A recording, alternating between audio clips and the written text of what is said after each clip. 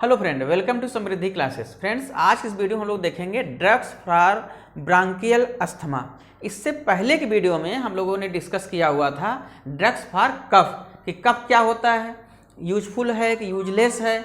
उसके बाद अगर हम बात करें उसके ट्रीटमेंट की, तो ट्रीटमेंट हमने बताया था फेरेंजियल डिमल्सेंट है, स्पेक्टोरेंट है, एंटीटसिव ब्रांको डायलेटर हमने यूज किया हुआ था। तो आज हम न्यू टॉपिक के साथ यहाँ पे हैं ड्रग्स फॉर ब्रांकियल अस्थमा। सबसे पहले हम लोग देखेंगे ब्रांकियल अस्थमा क्या होता है। देखिए, hyper responsiveness of bronchial smooth muscle to a variety of stimuli that is causes narrowing of bronchial air tube. आप सीधा सीधा समझिए कि जो हमारी स्मूथ मसल है, किसकी है, ब्रांकियल स्मूथ मसल है। ब्रांकियल स्मूथ मसल में वेराइटी ऑफ स्टिमुलाई वहाँ पे हैं, वो क्या होता है, हाइपर रिस्पॉन्सिव हो जाते हैं। जब हाइपर रिस्पॉन्सिव हो जाते हैं तो वहाँ मीडिएटर्स रिलीज करते हैं, और ये जो मीडिएटर्स वहाँ से रिलीज होते हैं ये क्या करते हैं कि हमारी जो एयर ट्यूब है उसको क्या करते हैं, कंस्ट्रिक्ट कर देते हैं। डायमीटर कम हो जाता है। जब डायमीटर कम हो जाता है तो जो एक्सचेंज होता है एयर का, मीन्स ऑक्सीजन जो हम लोग इनटेक कर रहे हैं, जो एक्सहेल कर रहे हैं, उसकी कैपेसिटी कम हो जाती है। इसी कैपेसिटी को पूरा करने के लिए क्या करते हैं कि जो देखा होगा आपने कि जो ब्रांकियल अस्थमा का पेशेंट है वो बार बार सांस लेता है। हम लोग तो आराम से लेते हैं क्योंकि हम लोग फिट हैं। जो ब्रांकियल अस्थमा का पेशेंट बार बार सांस लेता है, वो सांस क्यों लेता है, उसका भी एक रीजन है कि जितनी हमें ऑक्सीजन की ज़रूरत है बॉडी में, उसको क्या करना है, पूरा करना है, क्योंकि उसकी कैपेसिटी कम हो चुकी है। उस कैपेसिटी पूरा करने के लिए बार बार सांस लेता है, इसलिए उसकी कैपेसिटी वहाँ पे पूरा होगी। तो ये उस केस में होता है जब ब्रांकियल अस्थमा हुआ रहता है। तो अब हम बात करते हैं ब्रांकियल अस्थमा में कितने टाइप के हैं। तो ब्रांकियल अस्थमा तो बेसिकली दो टाइप का है। देखिए, एक्सट्रिंसिक अस्थमा और intrinsic asthma. It is mostly episodic, less prone to status asthma.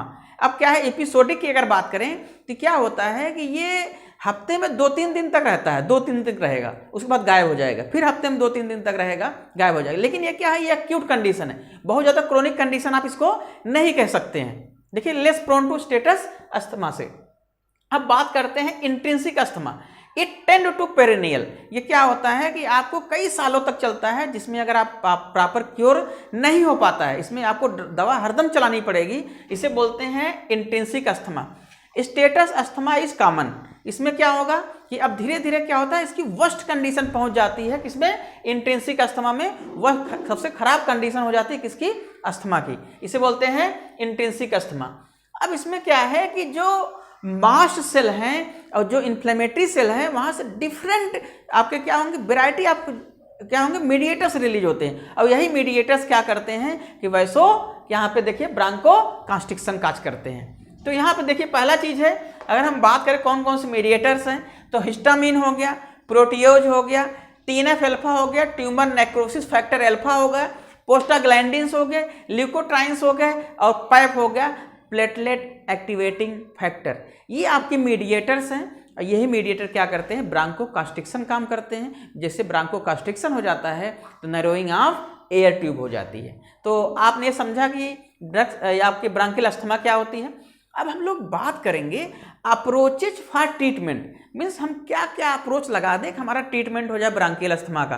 तो हम लोग अप्रोच है, इसी पे हम लोग देखिए क्लासिफिकेशन देखेंगे आगे चल के। यही अप्रोच अगर आप बंद कर देंगे, यही अप्रोच हम लोग जो कर रहे हैं देखेंगे, बंद कर देंगे तो ब्रांकियल अस्थमा ट्रीट हो जाएगा। सबसे पहला देखिए, prevention of antigen antibody interaction. इसका मतलब यह है कि जब आपका hyper responsiveness of bronchial smooth muscle हो रहा है, इसका मतलब वहाँ पे एंटीजन एंटीबॉडी इंट्रैक्शन हो रहा है। सबसे पहले हम क्या करेंगे, एंटीजन एंटीबॉडी इंट्रैक्शन को इनहिबिट कर देंगे। जब एंटीजन एंटीबॉडी इंट्रैक्शन इनहिबिट हो जाएगा तो हमारी जो स्मूथ मसल है वो क्या होगा, हाइपर रिस्पॉन्सिव नहीं होगा। दूसरा चीज देखिए, suppression of branchial hyper activity. Suppression of branchial hyper activity, इसके लिए हम लगाते हैं कार्टिकोस्टेरॉइड्स। तो यहाँ पे जो आपकी ब्रांकियल हाइपर एक्टिविटी है वो सप्रेस हो जाएगी, तो वहाँ मीडिएटर्स रिलीज नहीं होंगे। तीसरा चीज देखिए, एंटागोनिस्ट ऑफ मीडिएटर्स रिलीज। अब क्या है कि जो मीडिएटर्स रिलीज हो रहे हैं उसके एंटागोनिस्ट आप लगा दीजिए। जैसे ल्यूकोट्राइन्स एंटागोनिस्ट लगा दीजिए, ठीक है, जैसे मोंटील्यूकास्ट आता है, जेफिल्यूकास्ट आता है, इनको हम अगर लगा देंगे तो यहाँ मीडिएटर्स रिलीज नहीं होंगे। और मीडिएटर्स रिलीज नहीं होगा तो जो एयर ट्यूब है उसकी नैरोइंग नहीं होगी, ठीक है। अगला देखिए, प्रिवेंशन ऑफ रिलीज मीडिएटर्स। अब क्या है कि जिस सेल से आपका मीडिएटर्स रिलीज हो रहा है उस सेल को स्टेबलाइज कर दीजिए। जैसे हम कहते हैं मास्ट सेल स्टेबलाइजर, हम क्यों यूज करेंगे? क्योंकि मास्ट सेल से हिस्टामिन रिलीज हो रही है, इस हिस्टामिन को बंद करने के लिए हम क्या करेंगे, स्टेबलाइजर लगा देंगे, तो मास्ट सेल से हिस्टामिन रिलीज नहीं होगा। अब हम बात करते हैं ब्लॉकेड ऑफ कंस्ट्रिक्टर न्यूरोट्रांसमीटर। जो ब्रांको कंस्ट्रिक्शन काज कर रहा है उसको आप ब्लॉक कर दीजिए। अब जैसे मान लीजिए स्टाइलकोलिन है, न्यूरोमोल ट्रांसमिशन है, ये ट्रांसमीटर क्या कर ब्रांको कंस्ट्रिक्शन कर रहा है, तो हम क्या करेंगे, इसका एंटागोनिस्ट दे देंगे, इसको ब्लॉक कर दीजिए। अगर ये रहेगा तो ब्रांको कंस्ट्रिक्शन काज करेगा, इसको आप ब्लॉक कर दीजिए, ब्लॉक कर देंगे तो हमारा ब्रांको कंस्ट्रिक्शन नहीं होगा। अब इसके बाद है मिमिकिंग डायलेटर ट्रांसमीटर। ऐसे एजेंट को आप लगाइए, ड्रग्स को लगाइए जो ब्रांको डायलेटर करते हैं, जैसे सिंपैथोमाइमेटिक ड्रग, सल्बुटामॉल, टर्बुटालिन, आइसोप्रेनिल, ऐसे ड्रग लगाइए जो ब्रांको डायलेटर करती हैं, ब्रांको डायलेट करती हैं। डायरेक्ट एक्टिंग ब्रांको डायलेटर मिथाइलजेंथिन को आप यूज करेंगे, जो डायरेक्ट एक्टिंग क्या है, ब्रांको डायलेटर्स है। तो अभी हम लोगों ने देखा कि ब्रांकियल अस्थमा क्या होती है, कितने टाइप का होता है। उसके बाद हम लोगों ने देखा कि अप्रोचेस ऑफ ट्रीटमेंट मीन्स कौन कौन से अप्रोच हैं जो ट्रीटमेंट किया जा सकता है। अब देखिए इस आगे हम लोग क्लासिफिकेशन देखेंगे ब्रांकियल अस्थमा का, यही अप्रोच पे ही क्लासिफिकेशन बना हुआ है कि यही जो चीज़ हमने अभी बताई है इसको आप बंद कर दीजिए, आपका अस्थमा ट्रीट हो जाएगा। अब अगर हम बात करें अस्थमा की तो हम लोग एक डिजीज और यहाँ पे देखते हैं, छोटी सी है, वो है COPD। कभी कभी 60 नोट पूछा जाता है, आपका 5 या 7 मार्क्स में आ जाता है कि COPD क्या है। तो ये भी क्या है कि एक लंग्स की डिजीज है जिसे बोलते हैं क्रोनिक ऑब्स्ट्रक्टिव पल्मोनरी डिजीज। अब इसको आप समझिए, आपको एक लाइन में याद हो जाएगा, बहुत ज़्यादा रटने की जरूरत नहीं पड़ेगी, आप एग्जाम में बहुत आराम से लिख लेंगे। क्या है कि प्रोग्रेसिव डिजीज है विथ इम्फाइसिमा। अब इम्फाइसिमा समझिए क्या होता है कि जो लंग्स हैं, जो एल्वलाई है, उनका डिस्ट्रक्शन होने लगता है।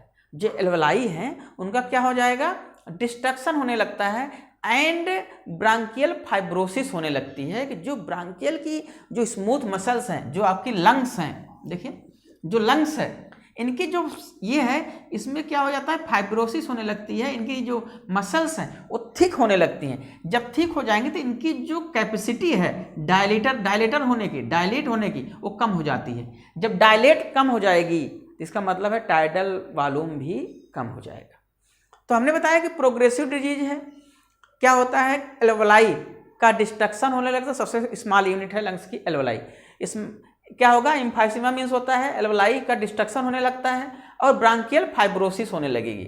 ये हो गया COPD। अब क्या है कि exacerbation occur due to respiratory infection and pollutant. इसमें क्या होता है कि आगे चल जब देखेंगे COPD में तो जो इसके सिम्टम्स हैं उनकी और वर्स्ट कंडीशन हो जाती है।